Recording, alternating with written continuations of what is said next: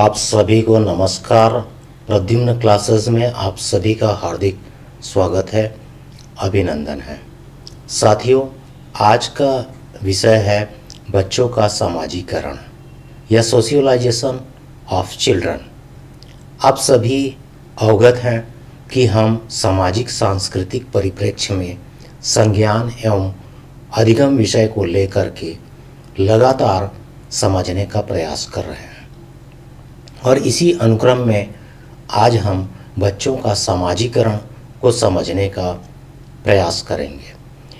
आप सभी जानते हैं कि जो बच्चों का स्वभाव होता है वो अलग अलग होता है और हम यह भी इस अध्याय के माध्यम से जानने का प्रयास करेंगे कि वे कौन कौन से घटक हैं जिनके कारण समाजीकरण की प्रक्रिया होती है, या समाज में वे कौन कौन से कारक हैं जिनको सीखने का कार्य एक बच्चा करता है और समाज में घुलने मिलने का कार्य करता है।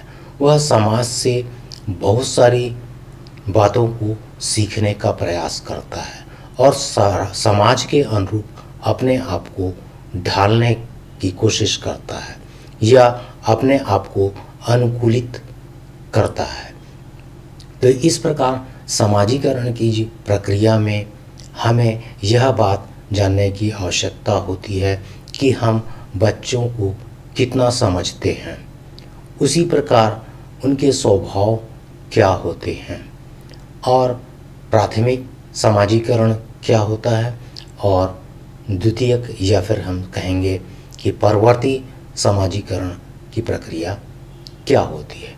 तो इस अध्याय के माध्यम से आइए हम समझने का प्रयास करते हैं। कुछ मूलभूत प्रश्न हैं जो हमारे मनोमस्तिष्क में उत्पन्न होते रहते हैं।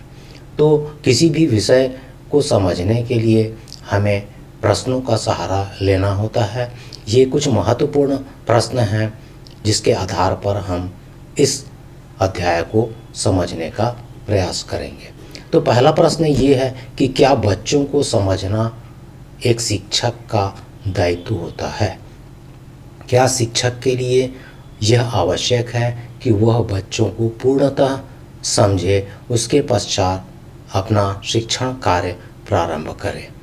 तो आप सभी जानते हैं कि शिक्षण अधिगम प्रक्रिया के तहत जो बच्चे होते हैं वो भिन्न भिन्न प्रकार के होते हैं, उनके गुण धर्म भिन्न होते हैं, उनके पृष्ठभूमियाँ भिन्न प्रकार की होती हैं, परिवेश भिन्न प्रकार के होते हैं और इन सब पृष्ठभूमियों को एक शिक्षक को अवश्य जानना चाहिए, तभी वो बच्चों को समझकर शिक्षा दे सकते हैं। दूसरा प्रश्न ये है कि समाज में बच्चों के संबंध में किस प्रकार की अवधारणा है, यानी इसका मतलब ये है कि जो बच्चे होते हैं वो किन किन स्वभावों के होते हैं, या हम कहें कि उनके व्यवहार में किस प्रकार का परिवर्तन होता है। जैसा कि उसकी पृष्ठभूमियाँ हैं उसी के आधार पर जो बच्चे होते हैं वो व्यवहार करते हैं। तो हम बच्चों को किस प्रकार समझते हैं, ऐतिहासिक तौर पर बच्चों को क्या समझा गया है। यदि हम बच्चों के बारे में अध्ययन करें तो ऐतिहासिक काल से जो बच्चे हैं उनके स्वभावों के बारे में वर्णन किया गया है, उस आधार पर भी हम बच्चों को समझ सकते हैं। और वर्तमान तक बच्चों में बहुत सारे सामाजिक परिवर्तन हुए हैं, उनके व्यवहारों में, उनके सीखने में वृद्धि हुई है और इस प्रकार हम उनके व्यवहारों के आधार पर या पृष्ठभूमियों के आधार पर बच्चों को समझ सकते हैं। बच्चों का समाजीकरण किस प्रकार से होता है, इसका मतलब ये है कि वे कौन कौन से घटक हैं या कारक हैं जिनके आधार पर समाजीकरण की प्रक्रिया पूर्ण होती है। तो क्रमशः हम यह जानने का प्रयास करें। आइए हम देखते हैं कि दृष्टिकोण के आधार पर बच्चों को समझना। दृष्टिकोण का तात्पर्य ये है कि वे कौन कौन से जो, या हम यह कहें कि नज़रिया क्या है बच्चों को समझने का, या हम बच्चों के बारे में कैसा सोचते हैं, उनके पृष्ठभूमियों के आधार पर। तो शिक्षक द्वारा बच्चों के व्यवहारों का अध्ययन करना चाहिए और समाज के प्रत्येक वर्ग के द्वारा भी अध्ययन करना चाहिए, ताकि हम बच्चों को समझ सकें और उनसे व्यवहार कर सकें। तो ये कुछ पृष्ठभूमियाँ हैं जिनके आधार पर हम बच्चों को समझ सकते हैं। एक तो उनके परिवेशीय या परिवेश के आधार पर हम बच्चों को समझ सकते हैं। ऐतिहासिक दृष्टिकोण से बच्चों को क्या कहा गया है या बच्चे किस प्रकार के होते हैं या उनका स्वभाव कैसा होता है, यह भी हम समझ सकते हैं। सामाजिक दृष्टिकोण से और आर्थिक दृष्टिकोण से भी हम बच्चों के व्यवहारों का अध्ययन कर सकते हैं। भौगोलिक दृष्टिकोण से, सांस्कृतिक के आधार पर वह किस प्रकार का व्यवहार करता है, यानी बच्चा है वह अपने पृष्ठभूमियों के आधार पर वह व्यवहार करता है और कोई भी शिक्षक या हम बच्चों को उसी दृष्टिकोण से समझने का प्रयास करते हैं जिस पृष्ठभूमि का वह होता है। तो उसी प्रकार माता पिता के व्यवहार के आधार पर भी हम बच्चों को समझ सकते हैं। परिवार, आस पड़ोस, जेंडर, समुदाय, मीडिया, विद्यालय की भूमिका के आधार पर हम बच्चों को समझने का प्रयास करते हैं। जाति के आधार पर, धर्म के आधार पर, समूह के आधार पर, रहन सहन के आधार पर, बच्चों के अधिकार अधिनियम 1989 के आधार पर हम बच्चों के व्यवहारों को समझ सकते हैं या उनके अधिकार क्या क्या हैं उन पर हम ध्यान दे सकते हैं। तो एक शिक्षक को इन पृष्ठभूमियों को ध्यान में रख करके समझने की आवश्यकता होती है। बच्चों को केवल हम एक जीव मात्र ना समझें। यह बहुत गंभीर बात है कि हम बच्चों को केवल एक जीव के रूप में ना देखें, बल्कि उन्हें भी हम सामाजिक और सांस्कृतिक और ऐतिहासिक तौर पर देखें और उनके विकास पर ध्यान दें। तो हम सभी जानते हैं कि जो बच्चे होते हैं वो समाज से सीखते हैं, समाज के अंगों से सीखते हैं और अपने व्यवहार में परिवर्तन करते हैं। तो इस प्रकार से उनका समाजीकरण की प्रक्रिया होती है। व्यावहारिक आधार पर बच्चों के प्रति हमारी समझ। अब हम ये देखते हैं कि जो बच्चे जिस पृष्ठभूमि से आते हैं उस पृष्ठभूमि के अनुसार वे व्यवहार भी करते हैं। यदि वो भौगोलिक पृष्ठभूमि के तहत आते हैं जहाँ पर वे इस प्रकार के काम करते हैं तो उनके व्यवहार में भी परिवर्तन होता है। तो अलग अलग पृष्ठभूमि के आधार पर हम बच्चों के स्वभाव का अध्ययन कर सकते हैं। यहाँ पर आप देख सकते हैं बच्चों का स्वभाव। तो पहला हम ये देखें कि आज्ञा पालन करने वाले भी बच्चे होते हैं। यदि हम अलग अलग समूहों में देखें या हम देखें परिवार में देखें या अलग अलग समाज में देखें तो बच्चे ऐसे भी मिलेंगे जो बहुत आज्ञाकारी होते हैं और जिज्ञासु प्रवृत्ति के होते हैं। बहुत सारे प्रश्न करने वाले बच्चे होते हैं। वे बहुत सारा चीज़ जानने की कोशिश करते हैं। इस प्रकार नासमझ भी होते हैं, उनमें समझ नहीं होती है। ठीक है, मासूम भी हो सकते हैं, चालाक हो सकते हैं। चालाक का तात्पर्य ये है कि जो बच्चे हैं वो अपने कार्यों को बहुत ही चतुरता से कर सकते हैं। ऐसे भी बच्चे हो सकते हैं, नादान हो सकते हैं, नटखट हो सकते हैं, बहुत सारे कार्य करते हैं, कुछ कार्यों को बिगाड़ भी देते हैं, कुछ को संवार भी देते हैं, जल्दबाजी भी करते हैं। तो ऐसे नटखट बच्चे भी हो सकते हैं। शांत स्वभाव के बच्चे हो सकते हैं, बिल्कुल गुमसुम रहने वाले बच्चे भी हो सकते हैं। अत्यधिक बातचीत करने वाले बच्चों को भी देखा गया है, जो बहुत ज़्यादा बात करते हैं, एक्सप्लेनेशन का पावर उनमें ज़्यादा होता है। क्रोधी हो सकते हैं, नाराज़ हो जाते हैं बहुत जल्दी। ऐसे भी बच्चे होते हैं। हंसमुख होते हैं और जिद्दी होते हैं, अपने कार्यों को कराने के लिए वे बहुत सारे जिद करते हैं। निडर हो सकते हैं, कहीं भी आने जाने के लिए या व्यवहार करने में वे साहस को दिखाते हैं या निडरता होती है। मूडी हो सकते हैं और तर्क वितर्क करने वाले हो सकते हैं, साहसी हो सकते हैं। लड़ने झगड़ने वाले भी बच्चे होते हैं जो बात बात पर लड़ाई और झगड़ा कर सकते हैं। डरपोक किस्म के भी बच्चे होते हैं। तो इस प्रकार हम जो पृष्ठभूमियाँ हैं या जिस प्रकार के वातावरण में बच्चे अपना रहन सहन करते हैं, वहाँ से भी वे बहुत सारी चीज़ों को सीखते हैं और अपने आदत या व्यवहार में उसको शामिल कर लेते हैं। जो रूढ़िवादी होते हैं, उनके संपर्क में आने से बच्चे रूढ़िवादी हो जाते हैं, रूढ़ियों को मानने वाले होते हैं, परिपक्व भी हो सकते हैं, स्मार्ट भी हो सकते हैं, बुद्धिमान भी बच्चे होते हैं। किसी भी समस्या को वो जल्दी सॉल्व करने वाले हो सकते हैं। तो ये बच्चों का स्वभाव है। प्लेटो का कथन है कि बच्चा दरअसल बड़ों के बीच एक विदेशी की तरह होता है। इसका तात्पर्य ये होता है कि बच्चा जब संसार में आता है तो एक कोरी प्लेट कहेंगे या स्लेट कहेंगे, या मस्तिष्क में बिल्कुल कुछ भी नहीं होता है, कोरी स्लेट होता है। तो बच्चा जब भी आता है तो वह अज्ञानी तौर पर आता है, उसको कुछ मालूम नहीं होता है और वह एक विदेश में आया हुआ ऐसा लगता है कि वह विदेश में आ चुका है और वहाँ कोई भी परिचित के नहीं है। तो बच्चे को किसी प्रकार का ज्ञान नहीं होता है। जैसे ही बच्चा अपने परिवार के संपर्क में आता है और उनसे इंटरेक्शन करता है तो बहुत सारी चीज़ों को वो सीखता है। उसी प्रकार बच्चा एक जीव मात्र ही नहीं बल्कि वह सामाजिक, सांस्कृतिक और ऐतिहासिक जीव है। तो बच्चों को समझने के लिए हमें बहुत अत्यंत गंभीर होना चाहिए, व्यवहार और संप्रेषण के तरीकों को अपनाना चाहिए। और क्योंकि ऐसा हो सकता है कि जो बच्चा है वह बोल कुछ दूसरा रहा है और हम कुछ दूसरा समझ रहे हैं और हम उनकी बातों को नहीं समझ पा रहे हैं, उनके भावों को नहीं समझ पा रहे हैं और उनसे हम व्यवहार भी उसी प्रकार से कर रहे हैं। तो इसमें संप्रेषण की बहुत बड़ी शक्ति होती है कि हम बहुत गंभीरता से लें कि बच्चों को समझने में या उनके भावों को व्यक्त करने में उनकी सहायता लें।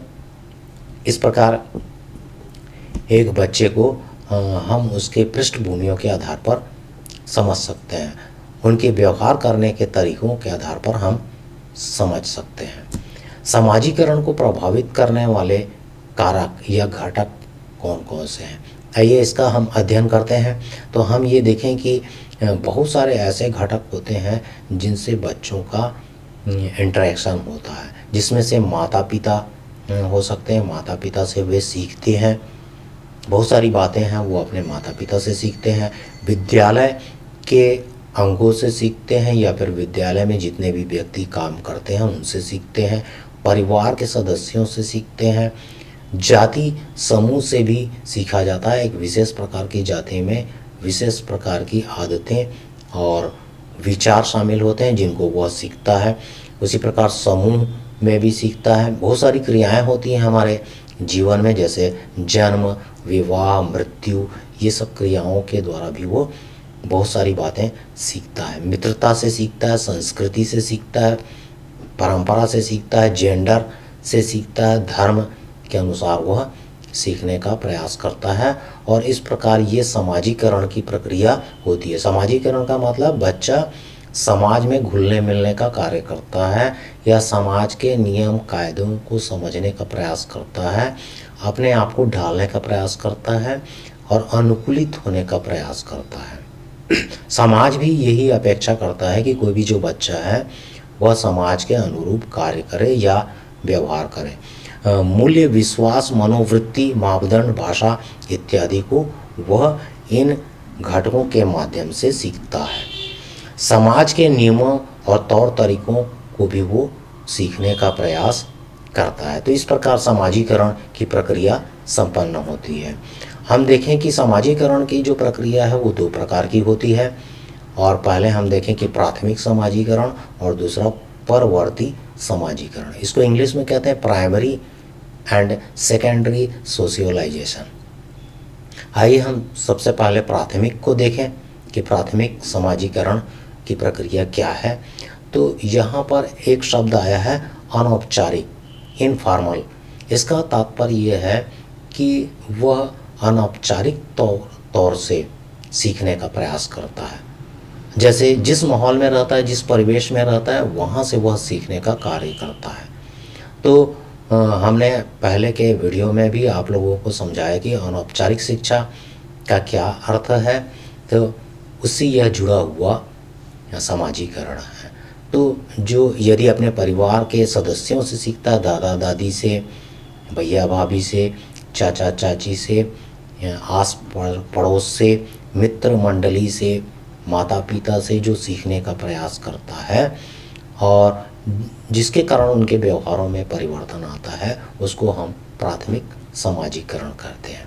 और इसके तहत वह सांस्कृतिक मूल्यों को सीखता है और मान्यताओं, भाषाओं और व्यवहार करना सीखता है। इसमें आदर करने का जो गुण का निर्माण होता है, एक दूसरे की रिस्पेक्ट करने का भाव उत्पन्न होता है, सहयोग करने का की भावना उत्पन्न होती है। संयुक्त परिवार में सहयोग किया जाता है तो वो सहयोग की भावना उत्पन्न होती है। और यदि एकल परिवार है तो उसमें फिर वह अपने अनुसार कार्य करने की भावना उत्पन्न होती है, क्योंकि संपर्क नहीं होता है। तो संबंधों की समझ होती है। यदि वह संयुक्त परिवार में रहता है तो संबंधों की समझ होती है, एकजुटता होती है, सहभागिता होती है। इस प्रकार बहुत सारे गुणों का विकास होता है और यह व्यवहार परिवर्तन वह कहना चाहिए कि इन घटकों के द्वारा सीखने का प्रयास करता है। दूसरा हम जो देखें समाजीकरण, वो है औपचारिक प्रक्रिया, यानी फॉर्मल जो प्रोसीजर है उसके द्वारा होता है। और यह विशेष प्रकार के संस्थाओं में या संगठन में या समिति में, निकाय में संपन्न होता है। इसको हम बोलते हैं परिवर्ती समाजीकरण। और यह औपचारिक प्रक्रिया है क्योंकि इसमें एक नियम कायदे होते हैं, कानून होता है जिसको वह सीखने का प्रयास करता है और एक निश्चित कहना चाहिए स्थान पर उसको सीखने के लिए प्रेरित किया जाता है। जैसे पाठचर्या है तो पाठचर्या के जितने भी उसके अंग हैं, कंटेंट हैं, उसको वो सीखने का प्रयास करता है। विद्यालय में जो भी बातें होती हैं या विषय सामग्रियाँ होती, उसको वह विषय के तहत सीखने का कार्य करता है। संचार के माध्यम से, आजकल संचार है, मीडिया है, बहुत ज़्यादा प्रभावी है। आप देखे होंगे कि टेलीविज़न के माध्यम से, इंटरनेट के माध्यम से, मोबाइल के माध्यम से बहुत सारे जो नियम कायदे हैं या पाठ्यचर्या हैं, पाठ्य पुस्तकें हैं, वो प्रसारित की जाती हैं और उसके आधार पर वह सीखने का कार्य करता है। उसके व्यवहार में परिवर्तन होता है और वह उसी प्रकार के समाज में अपने को ढालने की कोशिश करता है। शिक्षण पद्धति, बहुत सारे जो मेथड्स हैं टीचिंग के, उसके द्वारा भी वह सीखता है। संगठनों के द्वारा सीखता है, शिक्षक के माध्यम से सीखता है, संस्थानों के माध्यम से, इंस्टीट्यूशंस के माध्यम से भी वो सीखने का प्रयास करता है। तो औपचारिक प्रक्रिया में वह नीतियों, नियम, कानूनों को सीखने का प्रयास करता है। तो इस प्रकार हम देखें कि जो प्राथमिक एवं परवर्ती समाजीकरण है वह देखने को मिलता है और उसके तहत किसी भी बच्चे का समाजीकरण होता है। तो साथियों, यह बहुत ही आवश्यक है कि एक शिक्षक को बच्चों को पहले समझना चाहिए कि वह किस परिक्षेत्र से या क्षेत्र से या फिर पृष्ठभूमि का है और उसी पृष्ठभूमि के आधार पर उसको शिक्षा दी जानी चाहिए। तभी हम कह सकते हैं कि वह बच्चे को अच्छे तरीके से समझ सकता है। और सभी सदस्यों को बच्चों से जब वह बातचीत करें तो उनके बातों को या उनके भावों को समझने का प्रयास करें। वह क्या करना चाहता है, किस प्रकार की दिशा में जाना चाहता है, उसको समझ करके हम एक उद्देश्यपूर्ण दिशा की ओर उसको ले जाने के लिए प्रेरित कर सकते हैं। तो समाजीकरण समाज में अनुकूलित होने की प्रक्रिया है और हम सभी जानते हैं कि जो बच्चा होता है वह भी एक प्रकार का सामाजिक, सांस्कृतिक और ऐतिहासिक व्यक्ति के रूप में विकसित होता है। आपको ये वीडियो कैसा लगा आप ज़रूर कमेंट बॉक्स में लिखिए। इस वीडियो को सब्सक्राइब कीजिए, लाइक कीजिए और शेयर कीजिए। आप सभी का बहुत बहुत धन्यवाद और नमस्कार।